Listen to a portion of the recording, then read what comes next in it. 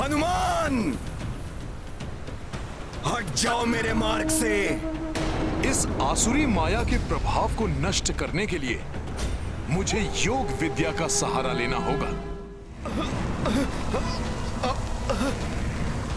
ये दिव्य आभा असहनीय हो रही है। ये क्या है? महाराज सुग्रीव पर ये कैसी छाया?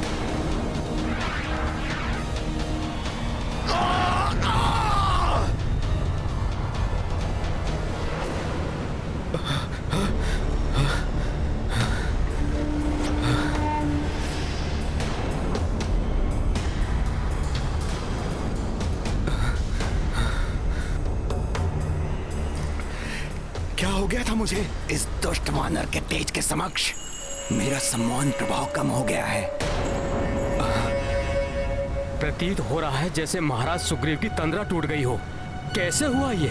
युवराज अंगद, जिस व्यक्ति के मूलाधार चक्र आदि सातों कुंडलियां जागृत हो जाती हैं, वो असीम तेज से संपन्न हो जाता है। उसके समक्ष कोई भी आसुरी शक्ति टिक नहीं पाती। प्रभु श्री राम से भेंट करने के उपरांत हनुमान के भी सातों चक्र जागृत हो गए थे। मैं यहाँ रथ पर? कहीं मैं वापस लौटने के लिए? नहीं, अवश्य मेरे साथ कुछ हुआ है।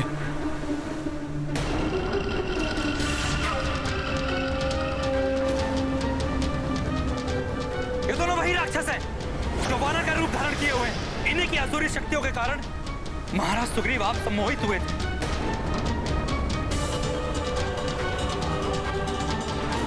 और अपनी समस्त सेना को वापस लौटने का आदेश दे रहे थे।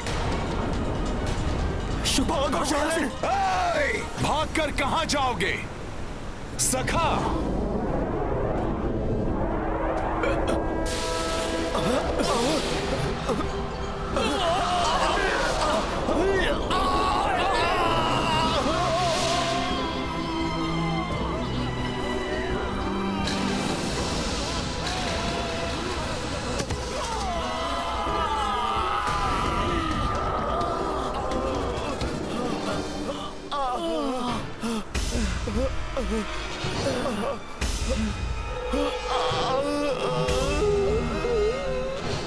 मुझे सम्मोहित करने का दुस्साहस किया तुम दोनों ने।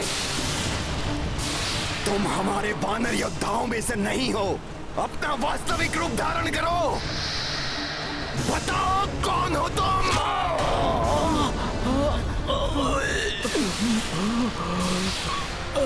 मेरे समक्ष तुम्हारी माया नहीं चलेगी।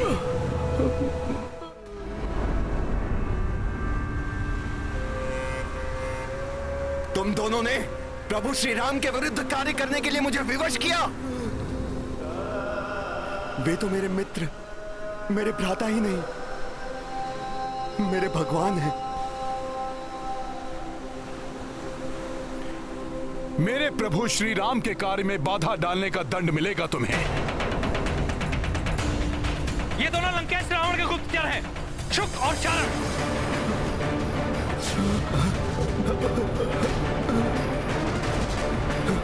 इन दुष्टों को यही दंडित कीजिए। मार दो इन्हें।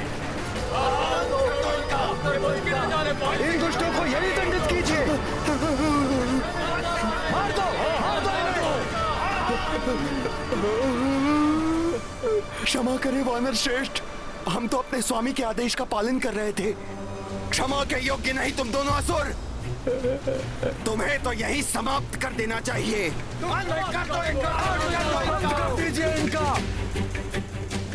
विभीषण तो क्या, रावण भी मुझसे क्षमा मांगकर मेरी शरण में आए तो शरणागत धर्म के अनुसार मैं उसे भी अस्वीकार नहीं करूंगा।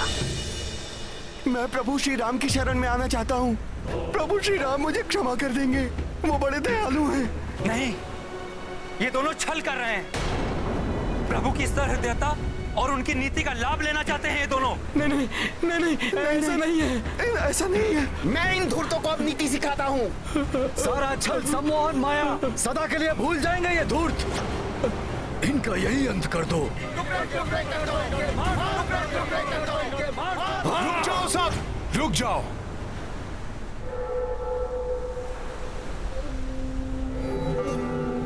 ये प्रभु श्री राम की शरण मांग रहे हैं। ऐसे में हम इनका वध करके प्रभु श्री राम की छवि धूमिल नहीं कर सकते। प्रभु इनके लिए जो निर्णय करेंगे वही मान्य होगा। हाँ, प्रभु की सहमति के बिना हम इन्हें कोई क्षति नहीं पहुंचा सकते। प्रभु श्री राम तो पूजा में लीन हैं। लक्ष्मण भैया, अब आप ही बताइए, इन दुष्टों के साथ क्या करना है? हनुमान जी उचित कह रहे हैं। जब भैया श्री राम की पूजा और ध्यान संपन्न हो जाएगा, समुद्र देव प्रसन्न होकर हमें लंका तक जाने का मार्ग दे देंगे, तब भैया श्री राम ही इन दोनों के भाग्य का निर्णय करेंगे। तब तक इन दोनों को कड़ी निगरानी में रखना होगा।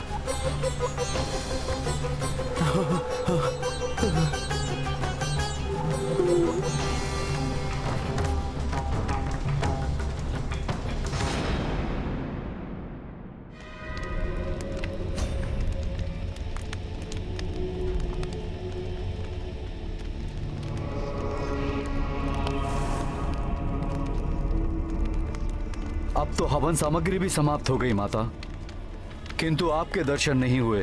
प्रसन्न हो जाइए माता निकुंभला, दर्शन दीजिए। मेरे पास जो कुछ है सब आपको समर्पित है। ओम ह्रीं क्लीं चामुंडाय विच्चे।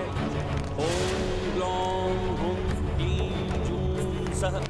ज्वालाय ज्वालाय ज्वल ज्वल प्रज्वल प्रज्वल स्वाहा।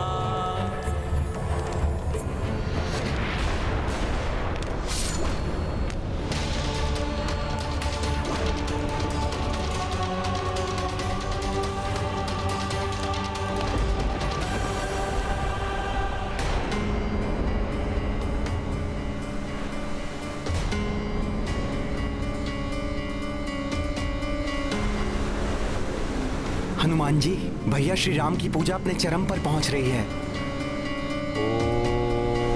किंतु समुद्र देव पर इसका कोई भी प्रभाव होता दिखाई नहीं दे रहा। मैं भी यही सोच रहा हूं भ्राता लक्ष्मण। अभी तक समुद्र देव ने दर्शन क्यों नहीं दिए? माता निकुंभला, आपको दर्शन देना ही होगा, अन्यथा आपके इस भक्त का मात्र जीवन शेष बचा है। इसे भी आपको अर्पित किए देता हूं।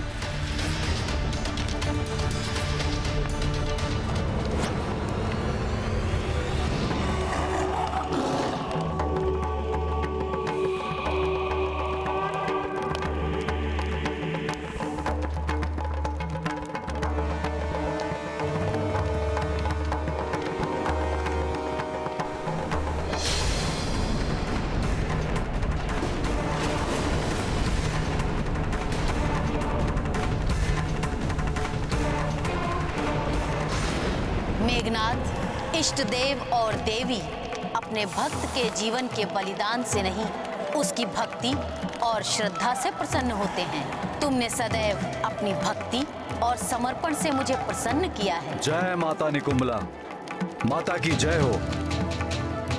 माता प्रसन्न हुई तो उसके भक्त का जीवन धन्य हो गया। तुम्हारा कल्याण हो वत्स।